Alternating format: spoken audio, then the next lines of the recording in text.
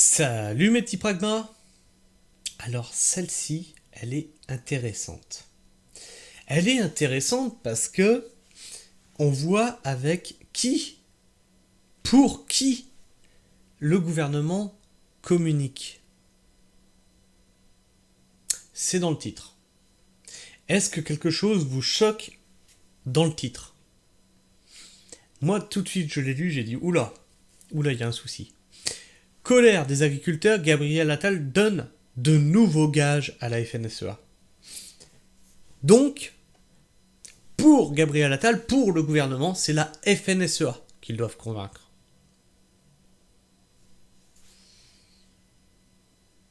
Pour moi, le gouvernement, c'est pas la FNSEA qu'ils doivent convaincre. C'est les agriculteurs, c'est pas la FNSEA. La FNSEA n'est que les représentants d'une partie des agriculteurs.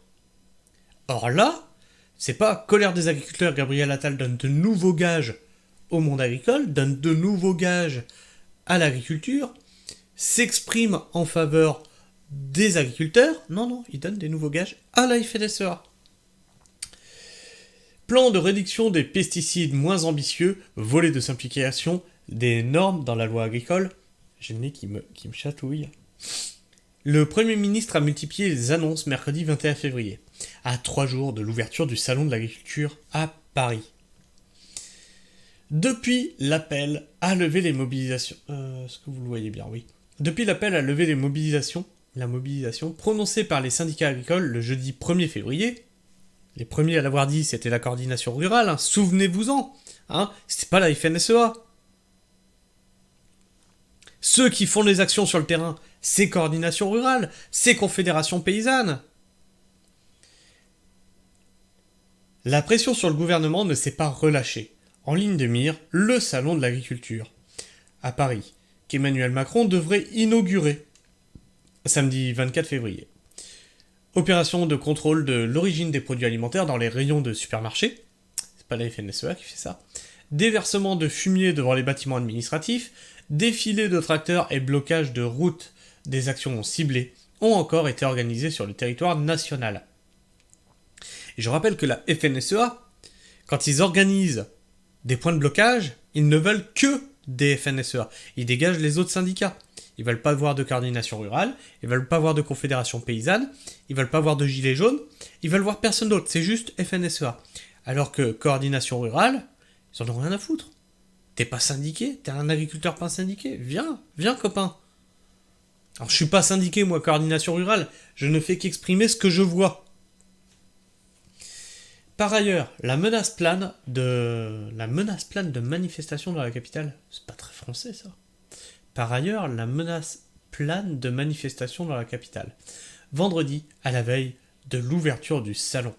La Fédération nationale des syndicats d'exploitants agricoles, FNSEA, associée aux jeunes agriculteurs, JA, a tout particulièrement été à la manœuvre pour réitérer ses revendications auprès de l'exécutif. Voilà, je vous l'avais dit hier, je vous l'ai dit, les médias, c'est eux qui mettent en avant les interlocuteurs.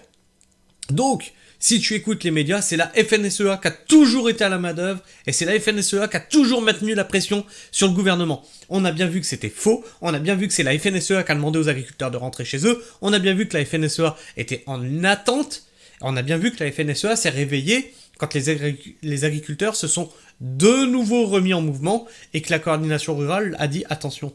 On vous prépare un truc pour le salon de l'agriculture.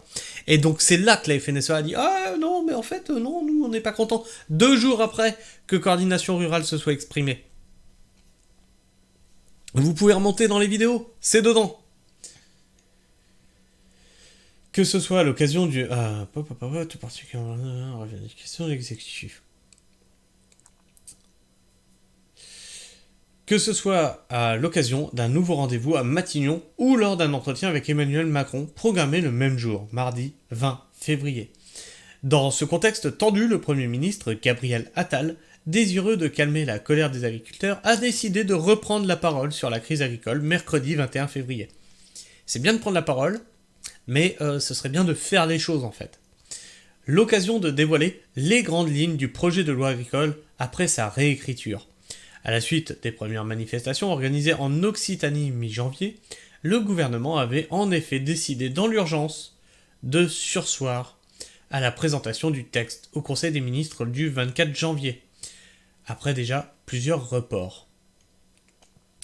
Il partait du constat sans appel que d'ici 10 ans, un tiers des agriculteurs feraient valoir leur droit à la retraite. On n'est déjà plus beaucoup, on n'est plus que 390 000 je crois. Donc un tiers des agriculteurs, il en reste à peine 300 000. Un peu plus de 300 000. À l'origine, l'ambition déclarée par le ministre de l'Agriculture, Marc Fesneau, était d'installer 150 000 nouveaux agriculteurs dans ce laps de temps. Le gouvernement se disait prêt à relever ce défi démographique.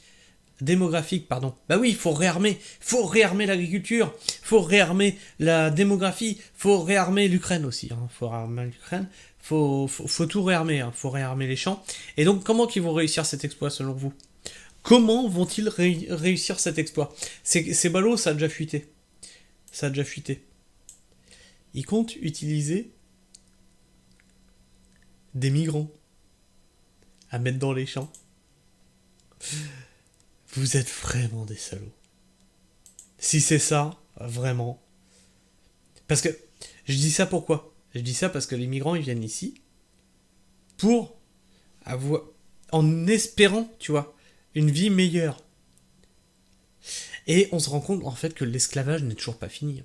On se rend compte que l'esclavage n'est toujours pas fini, en fait. Pour l'État, c'est une main-d'œuvre que tu peux utiliser à outrance, utiliser à merci. Et puis, voilà, tu lui demandes pas son avis, tu fais ça, puis c'est tout. Non mais c'est une farce. On n'en vit pas de ce métier. Tout en répondant aux enjeux climatiques et de la transition écologique.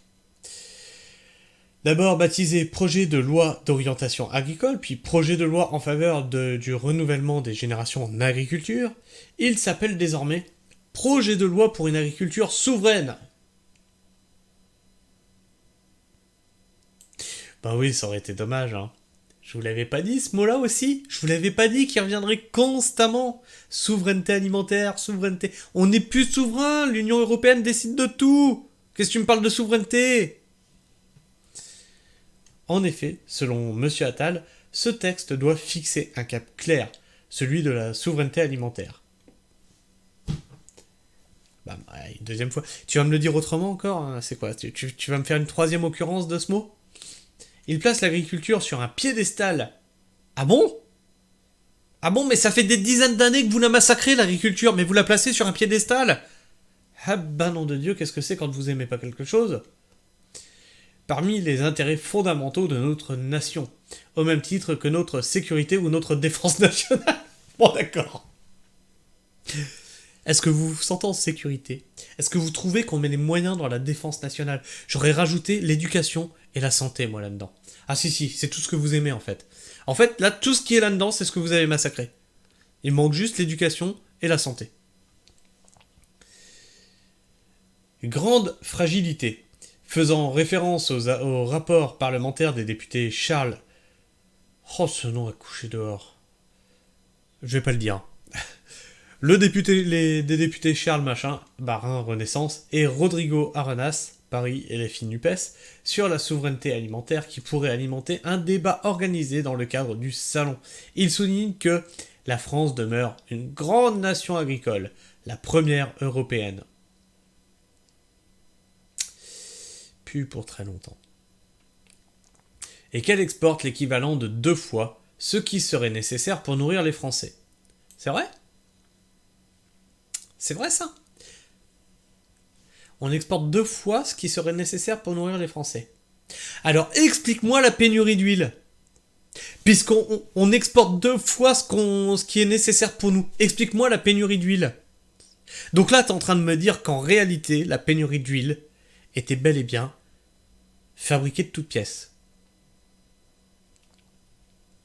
C'était d'ailleurs assez chelou parce qu'il y a des agriculteurs qui l'avaient dit ça. Comment on peut être en pénurie d'huile alors que qu'est-ce que vous voyez dans les champs ? On a non seulement la matière première, mais aussi toutes les usines de transformation en huile. Et on a une pénurie d'huile en France.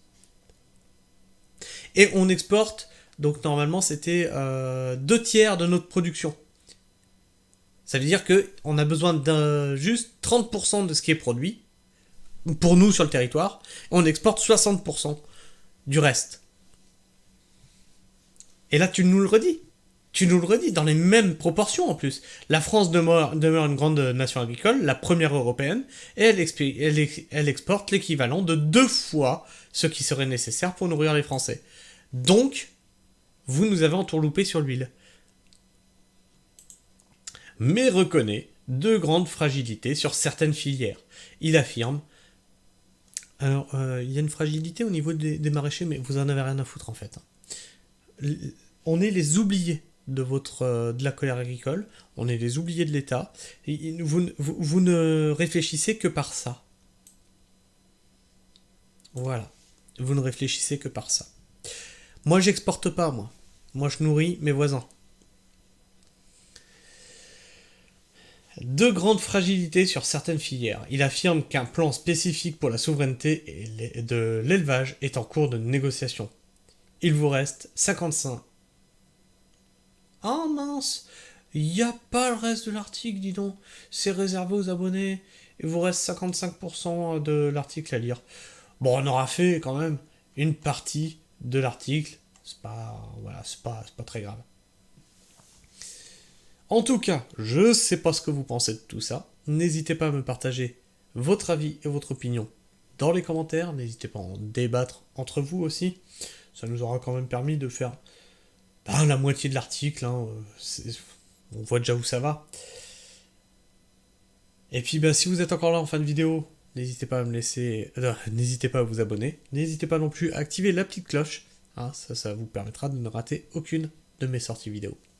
Enfin, si vous êtes encore là en fin de vidéo, n'hésitez pas à me laisser un like, à défaut d'un commentaire, pour me dire que vous avez vu la vidéo, que vous appréciez, ou un dislike, pour me dire que vous avez vu, mais que vous appréciez pas du tout, ou que vous appréciez pas du tout ma tronche. En tout cas, moi, je vous fais la bise, prenez soin du sol, et restez pragmatique.